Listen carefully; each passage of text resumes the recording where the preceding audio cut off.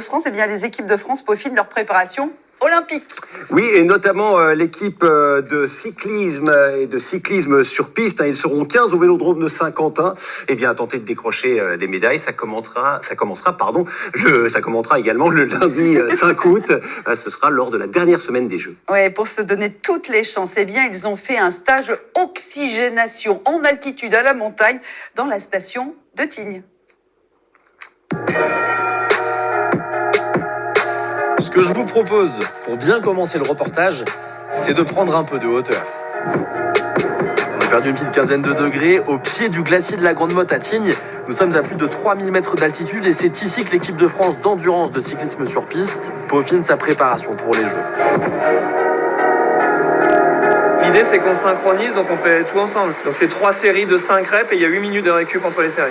3, 2, 1, allez, 7 secondes. Allez, allez, allez, allez, allez. Allez, allez, allez, allez, allez, allez, allez, allez, allez, allez, allez. 3, 2, 1, top. C'est notre dernier gros cycle d'entraînement en altitude. C'est le 3e ou le 4e depuis novembre pour les athlètes. Donc le but à terme, c'est de produire plus de globules rouges dans le sang. On va amener plus d'oxygène aux muscles et normalement permettre aux muscles de travailler encore mieux quand on revient au niveau de la mer. 2, 1, récup 8 minutes. Quand vous vous réveillez le matin avant cette séance-là, à quoi vous pensez ? Surtout pas à la séance. On va en chier aujourd'hui. On ressent assez rapidement les bénéfices. Donc on va dire que c'est un mal pour un bien. Et on se dit qu'on se fait encore plus mal pour aller chercher notre rêve. Et voilà, et appuyer, écraser le temps, tant qu'il me reste de l'énergie.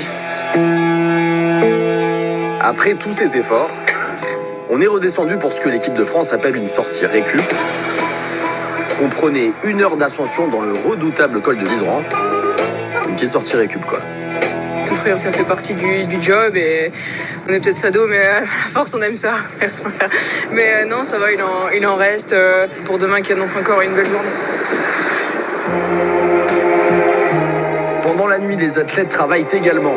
Ils dorment avec ces capteurs qui permettent d'analyser plusieurs données comme la saturation d'oxygène dans le sang. Cette valeur-là reflète un peu le niveau d'acclimatation qu'ils peuvent avoir à l'exposition en altitude. Au début, ils avaient mis 2300 sur le fichier de suivi.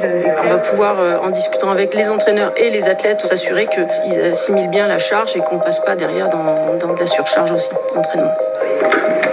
Comment ils se sentent, nos athlètes ? Ça répond très très bien. On a des bons niveaux de performance et les athlètes récupèrent plutôt bien. Là, les niveaux d'énergie sont bons pour repartir. Alors oui, il y a beaucoup de vélo pendant ce stage, mais aussi de nombreuses séances de renforcement musculaire. Et là aussi, ça bosse dur. On a tellement des positions qui doivent être au millimètre qu'il faut être gainé à mort. Donc on en fait tous les jours, ouais. Mais bon, comme on dit, entraînement difficile, course facile. C'est le but en tout cas. Un petit mot sur le vélo des Jeux, sur lequel vous vous échauffez là en ce moment. Comment vous le trouvez ? Moi, je l'adore. Je crois qu'il est plus aéro, il nous permet vraiment d'être plus rapide en poursuite par équipe et c'est ce qu'il nous fallait, ouais. Pour terminer ce reportage, on vous invite au défilé de l'équipe de France qui pose avec la tenue des Jeux. J'espère qu'on va avoir la médaille d'or avec cette combi. Ça irait bien un peu d'or là avec. Ouais, ça irait pas mal, ouais. Ouais, je pense que ça matcherait bien. Je sais pas si on pourra revenir ici pour faire les photos parce que c'est pas mal aussi le décor. On refera un petit peu. Ouais, ok, ça marche, mon Dieu. Les deux meilleurs coups. Stéphane, les stages en altitude, c'est indispensable quand on prépare comme ça les Jeux pour tout le monde? Alors, c'est pas indispensable pour tout le monde. Pour les épreuves de sprint, sur 100 mètres, par exemple, il n'y a pas d'intérêt. Pour l'athlétisme, c'est intéressant à partir de 800 mètres, 1500 mètres et toutes les disciplines de fond et de demi-fond. Et donc, pour les disciplines d'endurance aussi, dans le cyclisme, bien sûr. Après, il faut bien doser le temps passé en altitude, l'altitude choisie. Parce que là, c'est plus de 3000 mètres. Hein. Voilà, et on dit que les effets optimum pour un stage de plus longue durée, c'est entre 2000 et 2005, mais là, ce sont des stages plus courts, et on les voit redescendre un petit peu plus bas. Voilà, 2000-2005, et aujourd'hui, on dit que l'idéal, bien souvent, c'est, les Anglais disent live high et train low, donc vivre en altitude et s'entraîner à plus basse altitude. Il y a des endroits qui sont extraordinaires pour ça, l'Arizona qui sont très courus des athlètes Flagstaff par exemple, ou Sierra Nevada en Europe, parce qu'on peut dormir à 2300 mètres assez facilement et descendre en 20 minutes, avoir des parcours pour courir à 1003, 1000 mètres plus bas, et c'est souvent la bonne combinaison. Ouais. Alex, les belles histoires, elles commencent parfois à Tignes. Oui, et peut-être même l'une des plus belles du sport français, puisqu'en 98, c'est là que l'équipe de France de football était venue se préparer avant une petite Coupe du Monde. On connaît la suite.